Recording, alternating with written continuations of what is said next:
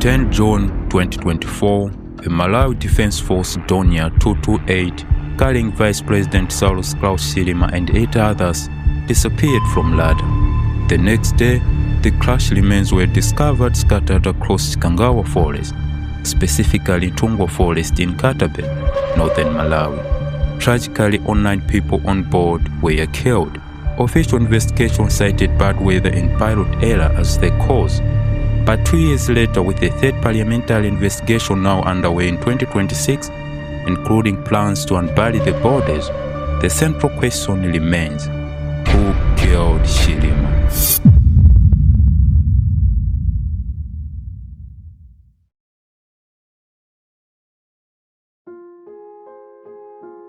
Saulos Killed Chilima was born on February 12, 1973 in Chao District. He studied economics at University of Malawi, Chancellor College, later earning a master's degree and eventually a PhD from the University of Bolton in the United Kingdom. Before politics, Chilima built a successful corporate career. He worked at Unilever and Coca-Cola and became the first Malawian managing director of Airtel Malawi. Then came politics. In 2014, he became vice president under President Peter Mutharika. In 2020, he returned to the same office alongside President Lazarus Chakwera. Young, articulate, and widely popular, especially among younger voters, Chilima quickly became one of the most influential political figures.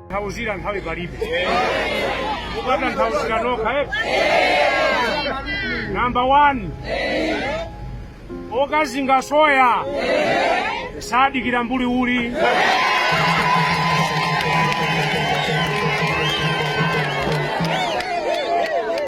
In politics, that level of popularity and positioning creates rivals. This has led many people to ask difficult questions. Did his rising profile make him a threat to someone? Or was his presence on that flight simply bad luck? Or did it make him a target? Timapulani tanu tonse timene mukupanga kamufuna mutitirire poisoni, kamufuna tipange ngozi za galimoto, kamufuna mutenge anthu atiwombere. As a matter of fact, anthu onso mmodzi namuona kutsangano, naonana naye maso ndi maso. Nditamuona kenaka anazemba chifaine ntatembenuka kumayang'ana mbali ina podzapanga chonchi ndampeza wazemba. Koma ningokuwuzani kuti kagulu kanuko pali anthu ena akuntcheu kaena mwate ngati maiko takuti sindititchula, koma mayina awo anthu onsewo ndili nawo. Ndapereka kale kwa azinzanga kuti china chilichonse chimene chitachitike tidziwe ongwira kuti timfunse. Mmodzi mwa anthuwo amachokera kumwanza konkuno, dzina lake sindimutchula.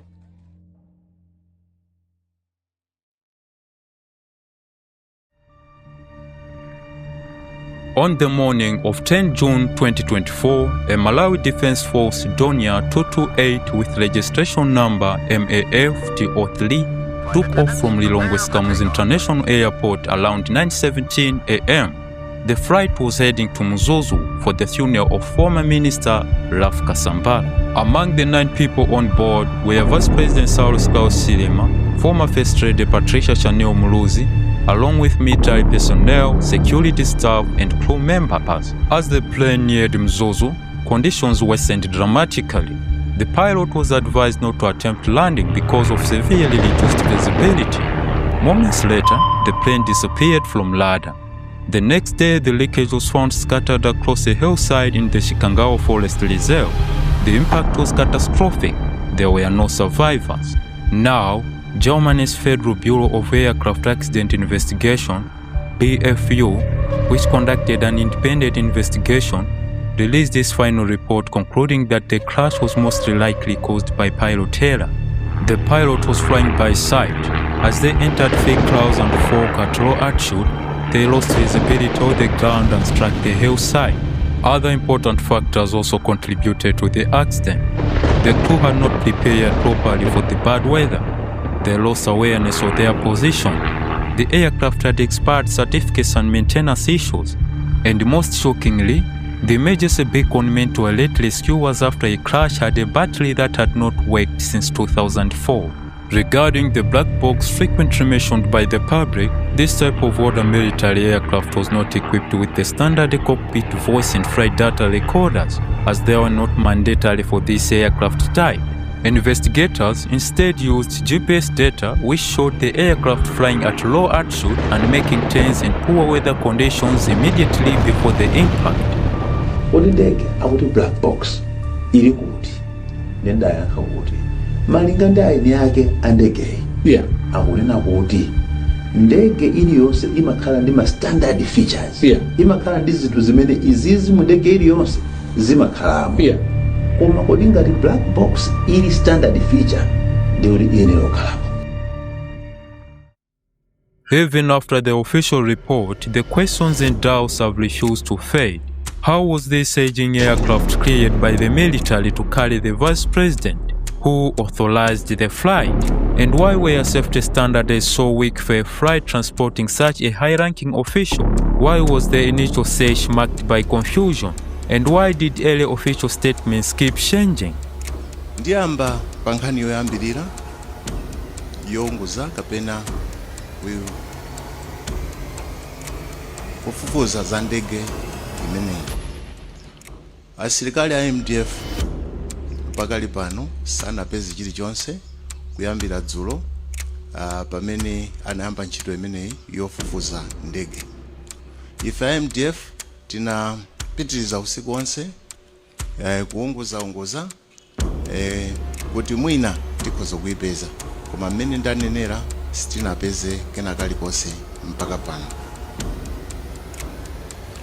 Pali zovuta zingapo zimene tikumana nazo. Choyamba ndi forest ya Chikangawa kumene kukutchulidwa kuti ndegeyi ikhoza kukhala kuti inagwera, kukoneka kuti kulibe anthu, ndiye ndi kunkhalango yoti ndikovuta kuyenda, komanso kukoneka kuti nkhalango ndiyokhwitima. Ndinene kuti zaziwika amalawi muziwe kunena kuti ngakhale tinawuzidwa zangoziwija pakati pa usiku pa 10 pacha achakwera anawuzidwa, analandira telefoni kuchokera kwa mtsogoleri wa dziko lina loyandikana nalo, wauza kuti pamalo akuti pagwa ndege. Zonse zimene achakwera amakamba kuti iye ayi ndi kudikira malipoti zinali zaboza. Analatawuzidwa nthawi yomweyo kuti panthungwa pagwa ndege, mupite mukaone. Ndifake mtati muone zonse zochitika zimakhala zozikolakola. Ndifunso kumanena kuti ndifa chani achakwera anadikira 12 hours kuti azikauza mtundu wa Malawi. Ndifa chani achakwera manena kuti msilikali mkulu wa asilikali apo Valentino Phiri azapasa ma updates every 4 hours. Tinene kuti munthu amene panochitika chani. Anthu ena akunena kuti nthawi imene ngochita chitika nkutheka ati kuti anthu ajanali moyo. Nkutheka nditu. Koma ndifa chani munthu okhala wachiwiri wawo wachakwera, munthu amene anathandiza kuti aulawe president wachitika ngozi, iwo ankhana akuidziwa, president zawo wayimbira Ford adakhala chete. Zimene anayankhula apo Valentino Phiri zondi kumaluja nkophimba aliyesa anaona kuti zaboza. Ifika anthu ena kunena kuti ayi tisachedwe ndi report lina tingoyamba kwa amanga. If the German investigators had already blamed pilot error and technical failures, why conduct a third probe with exhumation 2 years later? What crucial information is still missing? While no concrete proof of sabotage or assassination has been found, the combination of outdated equipment, poor maintenance, political context, and repeated investigations has left many Malawians deeply suspicious. Was this a terrible tragedy caused by incompetence and systematic failure, or something darker?